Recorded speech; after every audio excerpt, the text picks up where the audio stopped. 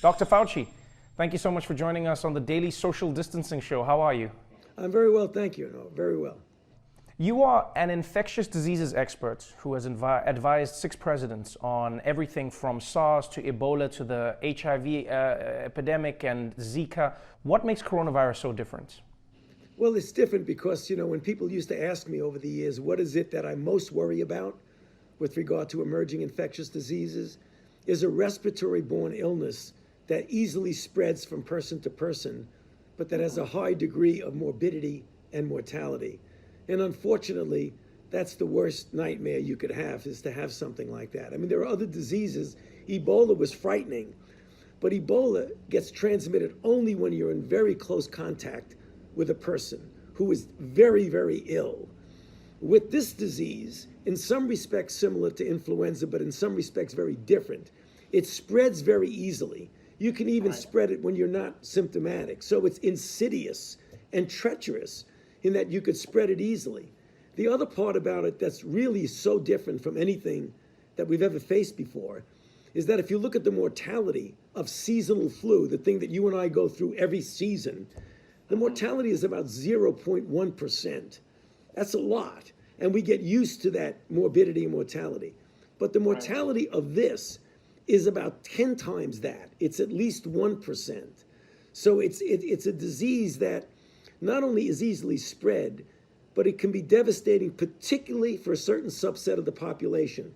Demographically different. The elderly, those with underlying conditions, heart disease, lung disease, diabetes.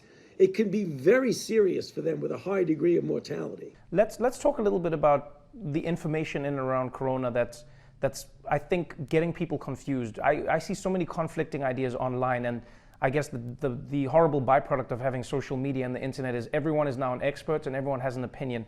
I know this is very basic for you, but just to help everyone be on the same page, how can we catch Corona and what are the areas we should be most concerned about? So we know about human-to-human transmission. Most people understand that, but I see people online worried about grocery shopping, touching packages that they receive from Amazon. Do people need to wipe them down? When they're in the grocery store, can they touch other things? How long does coronavirus last in the air? For instance, if you walk into an elevator after somebody else, can coronavirus still be there? What do we need to be on the lookout for as individuals? Okay, there's varied degrees of risk, Trevor, of that in every respect. But the things that are the most common that you really want to latch onto is that sneezing and coughing. When someone is ill, they've got to get themselves out of circulation because they can spread by droplets and even by what we call aerosol, which means the drop doesn't go down right away. It hangs around for a bit. So you could come into a room thinking everything is all right, and then you inhale it. That's likely not the primary way. The primary way is probably droplet. But another way that's very important is handshaking. When people naturally go like that, they cough, and then it's innocent, there's nothing on their hand, they shake your hand, or they open a doorknob. And that's the thing, you don't want to be obsessive compulsive about wiping everything down that you go near, but one of the real bad actors is somebody who just opens a door and then 15 minutes later, because we know the virus can live on inanimate hard objects like steel or plastic for at least several hours. So that's the thing you've got to be careful of. That's one of the reasons why, if you really want to be careful, besides the social distancing of 6 feet, don't shake anybody's hands. Just lose that for a while. And wash your hands as often as you can because you may be inadvertently touching something. Now, your other question, Trevor, that's important, is that I don't think we need to get completely obsessed about packages that come in because those types of surfaces, the virus might live there for a very short time, but people say, should I get a package from a grocery store that says made in China? I wouldn't worry about that. That's not the issue. It's more the close things, the hand washing. Let's talk a little bit about what you alluded to earlier, the mortality rates of the disease and how people have misconstrued the numbers. We know that people who are older or people who have underlying respiratory infections have a higher chance of dying from the virus. But I think people have started to believe that that means young people are immune and cannot get sick from coronavirus. What are people not understanding from the numbers? Trevor, they're not understanding two things that are important. A, even though you are young, you are not absolutely invulnerable, for sure, because we're seeing cases. Most of them have some underlying disease, but several don't, who are young people, 30s, 40s, who are getting sick, getting into the hospital, requiring intensive care. Still, the overwhelming proportion are the elderly with underlying disease. But every once in a while, you're going to get a young person. So if you think you're completely invulnerable, you're incorrect. Second issue that's important, that even though you may not get seriously ill, you can get infected with relatively few symptoms, either asymptomatic or mild, relatively trivial symptoms. But then you can infect another person who would then infect a vulnerable person who would then die. I mean, it's the typical example. I'm young, I'm healthy, but you go home, you infect grandma, grandpa, and your sick uncle. So you have a responsibility, not only to protect yourself, but you almost have a societal moral responsibility to protect other people. In talking about the virus, it feels like, understandably, everyone is trying to find an answer. Everybody is trying to find their own solution. Unfortunately, that has bred, it's created a breeding ground for misinformation. For instance, cures that people are touting online, concoctions of different medications, etc. We read about malaria drugs and chloroquine or whatever it is. What is the biggest warning you would give to the general public about trying to self-medicate, or is there any cure that people actually have discovered? What, as a leading health expert, what do you say about this issue? So right now, today, as we speak, there is no proven safe and effective direct therapy for coronavirus disease, for sure. There are a number of clinical trials that are trying to, by randomized controlled trials, get a definitive answer as to what works and what does work, not work, what's safe, what's not safe. Superimposed upon that, there are drugs that are already approved for other things, like hydroxychloroquine for malaria and for certain autoimmune diseases, that there have been anecdotal stories. By anecdotal, I mean people kind of think they work, but they haven't really proven they work.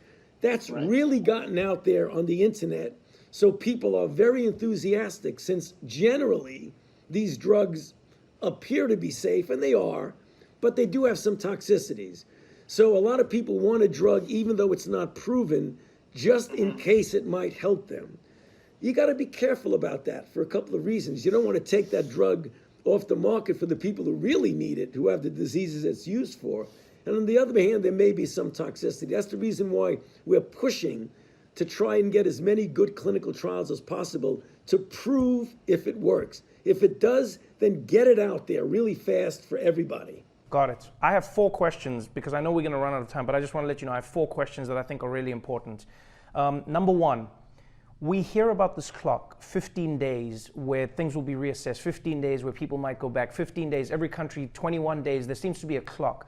My question is, what is that clock supposed to be, and is there a certain amount of time that people can be away from each other where coronavirus goes away? And the follow-up in that same question is, does the clock start if people are not completely quarantined during that period?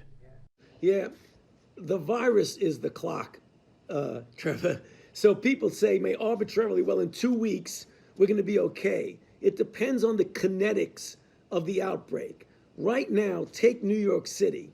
They are getting hit really hard, and the kinetics of the outbreak is going there. You can't predict when it'll make that turnaround and start coming down. In general, if you look historically at countries that have been through the whole cycle, in China, it was about 8 weeks or so before it went way up and then way down. In Korea, the same thing.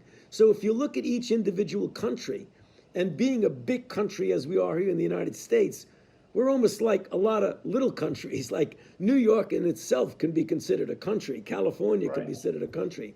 So it's unpredictable about when you can say this cycle. It's usually measured in several weeks. Sometimes when you're into the cycle, you may only be 2 to 3 weeks away before it starts to turn around. Right. Okay, so then to that point, that's then my second of the 4 questions.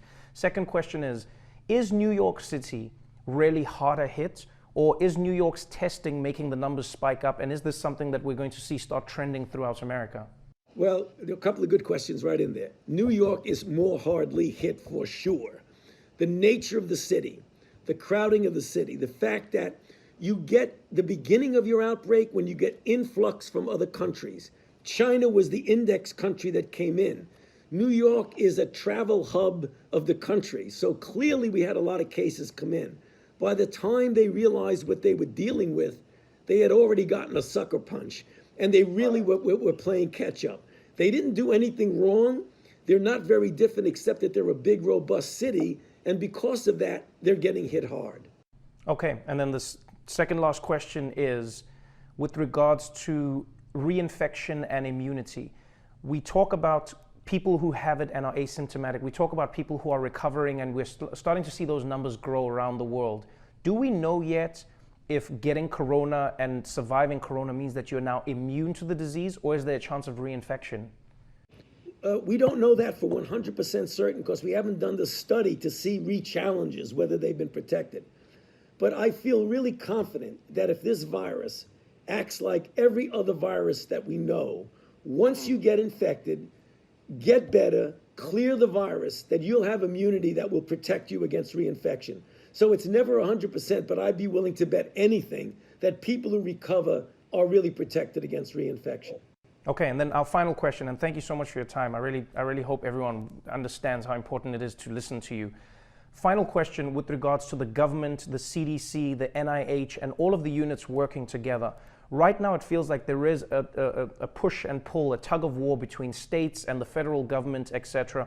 For Americans who are out there watching this, what is the plan, and what do you think needs to happen for the whole unit of the United States to fight the coronavirus, implementing different checks and balances along the way to make sure that everyone fights it and the numbers go down? Well, that's a very good question. Things are implemented at the state and local level. That's the way this country works so well. The federal government is a facilitator, it's a supplier, it's a supporter. And that's the way things should be going. And that's what we're starting to see now as we are catching up on things that weren't done so well in the beginning. We now have many, many more tests. The private industry is getting involved. The government's not making the test, the private industry is. The ventilators that are needed coming out of the stockpile, yet companies are starting to make more. So it really is a marriage between the federal government as the facilitator and supporter of where the real action is at the state and local level. Thank you so much, Dr. Fauci. You've been amazing. I could talk to you for an hour on this, but I know everyone wants your time. Good luck with what you're doing, and I hope we're doing our part to make your job a little bit easier. Thank you.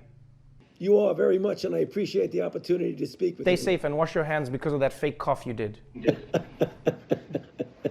Take care.